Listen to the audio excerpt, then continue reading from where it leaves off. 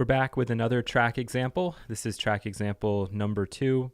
It's a track that I made and I call it genre-based, which just means that there'll be certain elements in the track that you'll be able to say, oh, he clearly was inspired by this. I'll let you figure out what that is. And there will be other elements where you really won't be able to say definitively that's where he got that idea from. So I really want you to just listen to this track and listen to see how it's similar to what Paul did, but also how it's different. And even think a little bit about the purpose of this track as compared to the purpose of Paul's track. So while listening, you're going to ask yourself some similar questions here. And again, I want you to think about these deeper than just yes or no. So was there a plan? Is there a definite logic to the arrangement? How is the flow of energy handled in this track? And really try to compare the flow of energy in this track to the flow of energy that you heard in Paul's track, because that's where there really is a striking difference. So let's go in, take a listen. Right off the bat, I'm sure you can notice some differences with even just the waveform that you see here in Paul's waveform. This track is a lot more dynamic, meaning that we have some really quiet aspects and then also some really loud aspects, and they're not even falling at necessarily logical places. So with Paul's track, we could see, oh, okay, that's where the fade out is happening. That's where the breakdown of the track is. Oh, here's where everything is in. Here's full energy. With this track, it's not so cut and dry. And just like we did before, I've put in a few little flag markers here to help you along with the track analysis, but also it might be beneficial to have a pen and paper ready and to just jot down some things you're hearing. And again, really think about how this is different from Paul's track. So let's take a listen.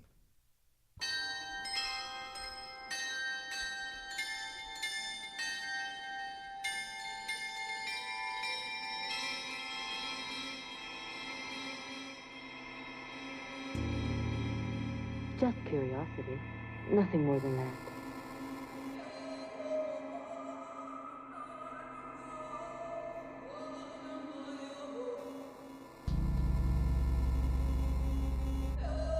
Just curiosity, nothing more than that. Maybe we shouldn't.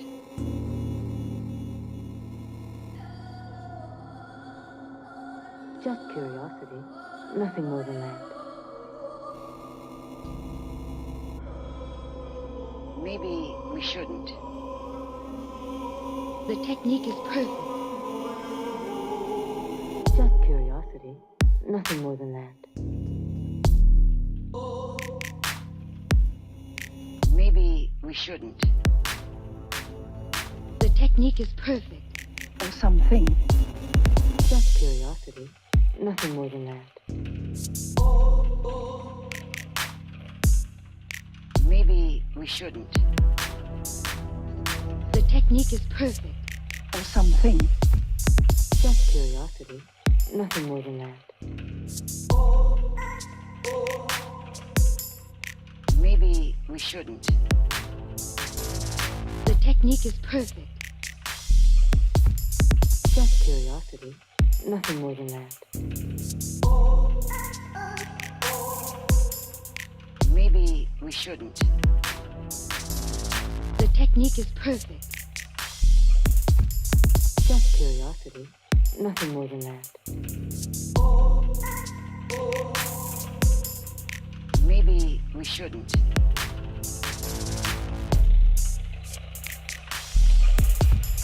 Just curiosity, nothing more than that. Maybe we shouldn't.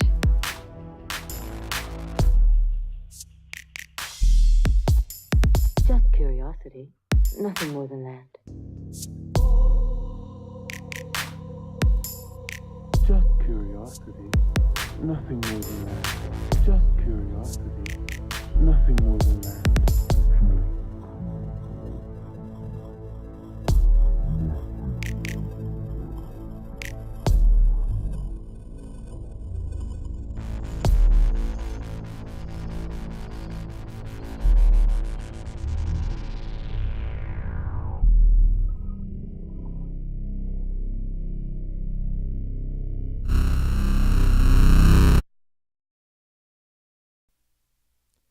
So, pretty much the exact same review questions as before. Do you think that there was a plan to making this? And being the person who made it, I can definitely tell you there was a plan, but some things did evolve kind of organically just based on hitting certain settings with the effects. Like, for example, in the beginning, there's that kind of grainy bit distortion part. And I just kind of got lucky that I heard that and thought, that might sound cool if I fade that in and keep fading it out. So there was definitely a plan to make something that kind of had a hip hoppy beat to it, but at the same time didn't stay in that sort of mode and was constantly changing, getting a little bit more dark, experimental in certain points. Is there logic to the arrangement?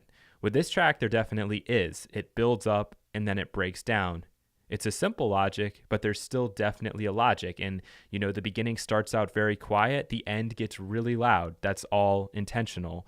You may not think it was intentional. You might think, man, what is this guy doing? But I can tell you that for me, it was certainly intentional. How is the flow of energy handled? Is there a strong feeling of resolution at the end, or is there a sense of unease? And that might come down to the listener. That might be a subjective answer. With Paul's track, we all would agree that ended very, very smoothly.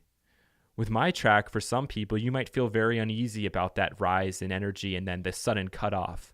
But other people, they'll know that means it's the end, that you've kind of bookmarked it once and for all. And then how do you compare this work to Paul's track? And I'll leave that up to you. We'll now go in and take a bit of a closer look at the actual Soundation project. And we're going to be focusing on dynamics and also velocity settings, groove and swing, as well as the tempo, sample manipulation, and then extreme or creative automation. So this is what the track project looks like, and right away you'll notice that there's a lot less going on in here than what was happening in Paul's track. Does that mean that this is any better or any worse? Absolutely not. But what it means is that pretty much all of these parts are going to have to play very central roles in the track. With Paul's full big genre track, there were some parts that were sitting pretty far in the background, and there were some parts that were right up in your face. With this track, almost everything is going to be right up in your face, at least at a moment or two, so that you really hear it, so that it gives you that sense of wanting to know what happens next. Otherwise, you would just turn off the track because the arrangement is too sparse and you get bored. Also, speaking of that, notice there is a ton of automation on the majority of the tracks in here. With some of the vocal snippets, there's not any automation, but with pretty much everything else, you're going to see a lot of things moving, a lot of things changing, and that's for the exact same reason I just mentioned before. That's to try and keep your interest throughout. Also, let's talk about dynamics here. And you could see that visually with the track before, how much variation there is. But even within these parts, you can see I've done a lot of velocity adjustments. There's a lot of these that have been quantized to a swing setting. So I really push things very differently than Paul did. And that's because with a track like this, I can get away with it. For him to do that, to really go this crazy with it, it probably wouldn't work. But with a genre, with a style like this, I can make it work. So if we look at all of these tracks, let's pick the busy one. You can see there's a lot going on here, a lot of variation. So just keep that in mind if you're going to be making something that's a little bit less dense. And even with my string patterns here, I kind of did the inverse of what Paul did. For him to increase the energy, to raise the tension, he actually was bringing in higher pitches. And you'll notice that with me, I'm actually bringing in lower pitches at the end to kind of finish the track. So it's just amazing how he did a technique, and it was the exact opposite of what I chose to do, but we both did it for a reason. And that's what's pretty important there. Okay, so sample manipulation. With Paul, a lot of the parts in there, he did manipulate them and he did change them with effects. But if he was to take those effects off, we'd still kind of be able to hear that original sample. With what I've done, I really kind of threw things all over the place. I reversed things, I stretched them out. You can see these are all changing. And even with something like this bells opening, let's just listen to this by itself.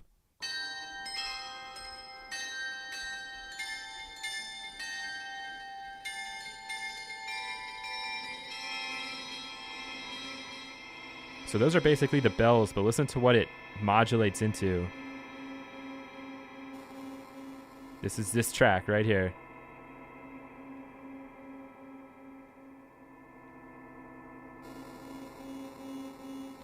So I'll stop it there, but it evolves, it keeps changing, and it doesn't sound like bells anymore.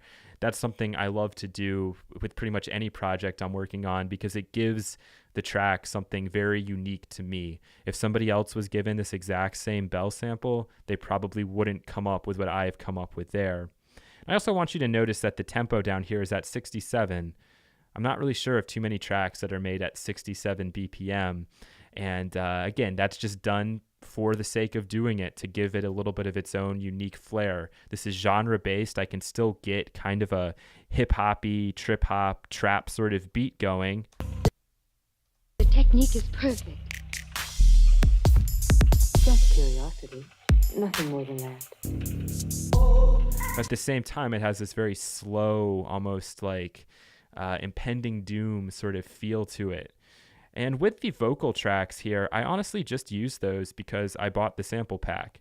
And with my logic, when you buy the sample pack, you better freaking use it. Otherwise, what's the point of getting it? It's kind of funny how that is a part of my plan. Even though it wasn't so much creative driven at the time, I was able to do something with it. And even here at the end with the curiosity bit. Just curiosity. Nothing more than that. Just curiosity.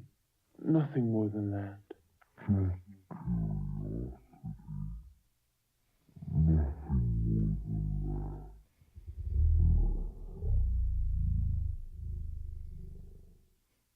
So really, all I want you to get out of this is that there are different ways of approaching how you go about making music. Neither way is right. Neither way is wrong. There'll be some people who might prefer Paul's track, some people who will prefer mine. But at the end of the day, it's all about expressing yourself and just seeing what is possible.